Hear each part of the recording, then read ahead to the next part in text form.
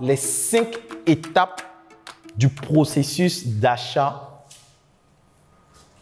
par lequel tous les clients passent ou toute personne passe.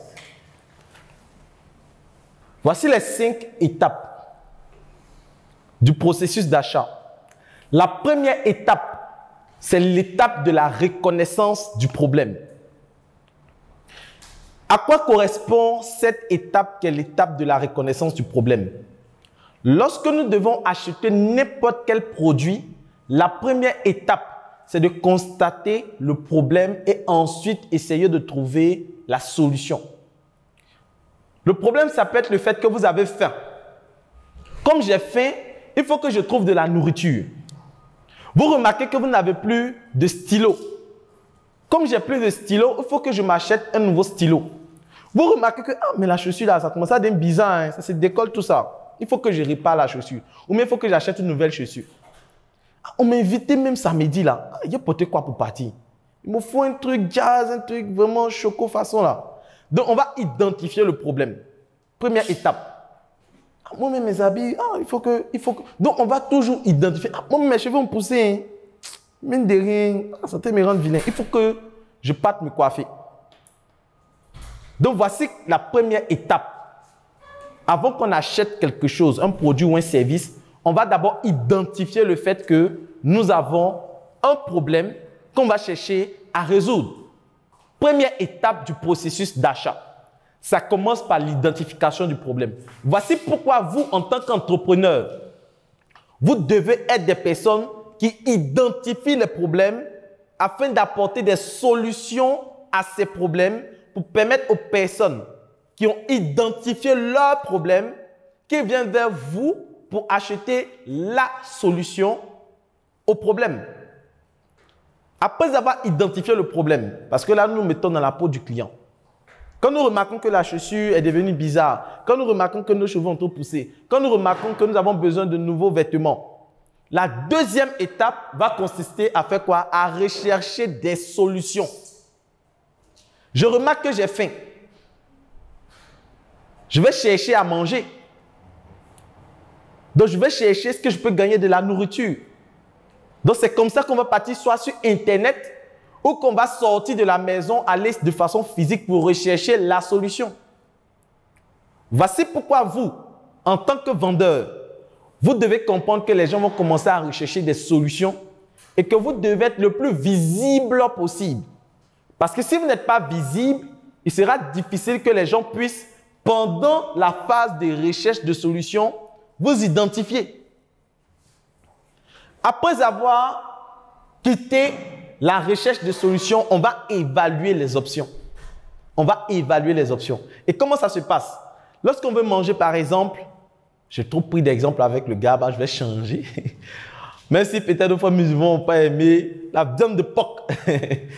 Vous savez ça à Yopougon, qui est une commune de la Côte d'Ivoire, où on vend beaucoup la viande de porc. Lorsqu'on va vouloir manger du porc grillé ou sauté, ou lorsqu'on va vouloir acheter une chaussure, ou lorsqu'on va vouloir acheter un vêtement, une fois qu'on remarque que je m'en vais à Djamé, il y a beaucoup de magasins de chaussures. Ce qu'on va faire, on va commencer à évaluer les options. Là-bas, c'est chiant, de façon qu'ils ont fait des trucs, c'est pour les boss. Il ne fait pas là-bas. Lui là, non, il sait que ça c'est Shintok. Il ne va pas là-bas. Lui là, son coin est bien, mais lui, il est cher. Il ne va pas là-bas. Non, la dame, elle prépare bien, mais son coin est sale. Tu vois là-bas même, on n'accueille pas bien, le coin est sale, elle n'est pas propre. C'est vrai qu'elle fait la nourriture, c'est bien, mais vraiment. Non, moi, il y a trop mangé. Moi, aller lever mes gari, non. C'est poulet. Il me poulet. Donc, on va faire qu'on va commencer à évaluer les options. Donc, on a faim. On va rechercher la nourriture. Et lorsqu'on va sortir, ce qu'on va voir, on va voir un peu de galettes. On va voir des gens qui vendent foutou. On va voir des gens qui vendent porc grillé. On va voir des gens qui vendent poisson braisé. On va voir des personnes qui vendent le gari. On va voir des gens qui vendent la bouillie. On va voir le kiosque. On va voir la boutique. On va voir les super. On va voir tous les endroits où on peut avoir la nourriture pour résoudre notre problème de faim. Recherche des solutions. Ensuite, on va commencer à évaluer. Parce que tu veux manger poulet, mais tu as 500 en poche. Ce qui peut te permettre d'acheter la ticket 200. Passons 250 condiments, l'eau. Donc, quand tu rates tes 500 là, c'est ça que ça peut faire. Ça ne peut pas manger le poulet. Donc, dans l'évaluation des options, il y a des paramètres tels que le pouvoir d'achat de la personne, des paramètres tels que la sécurité de l'endroit, les paramètres tels que la propreté de l'endroit, les paramètres tels que l'expérience client de l'endroit, les paramètres tels que le sourire même de la serveuse qui peut intervenir dans l'évaluation des options. On va dire, non, là-bas, il y a une fille, elle est bien, non, c'est là, la fille, là, quand tu vas, elle t'accueille bien, c'est un sourire, elle te prend, il m'en va là-bas, même si c'est cher, mais à cause de la fille, là, il m'en manger là-bas. Donc, dans l'évaluation des options, il y a des paramètres, des indicateurs de performance que le client va rechercher pour pouvoir acheter. Et c'est là que la garantie doit ressortir. Pour que le client sache qu'il n'est pas en train de faire un mauvais achat. Parce qu'après l'évaluation des options, il va décider d'acheter. Donc, c'est lorsque le client a identifié son problème, qu'il a recherché des solutions, qu'il a évalué les options de solutions qui s'offrent à lui, qu'il achète. Et c'est ce que nous tous on fait. Nous tous. Quel que soit le produit ou le service que vous voulez acheter, vous allez remarquer que j'ai besoin de formation. Qui sont les structures qui font les formations? J'analyse les différentes formations qui existent. Formation en infographie, non. Moi, je fais formation en vente. Donc, je laisse infographie. Dans la formation de vente, qui sont ceux qui font les formations de vente? Je liste ceux qui sont en formation de vente. Ensuite, je vais évaluer les options. Ceux-là, quand ils t'ont formé, ils vont bavarder. Il n'y a pas vraiment... Celui-ci, quand tu vas vraiment en Startup Academy, ils forment bien, le cadre est bien, les vraies stratégies, c'est les vrais topos qu'on donne là-bas. Moi, je m'inscris là-bas.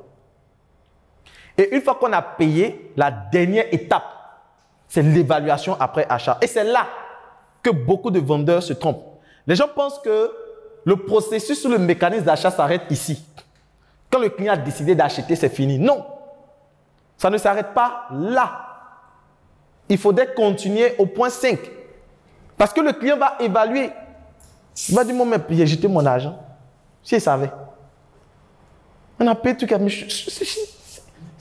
C'est même pas original, ils m'ont vendu. C'est petit, mais c'est même pas d'où il est payé, même, vous voyez, on ne peut même pas manger.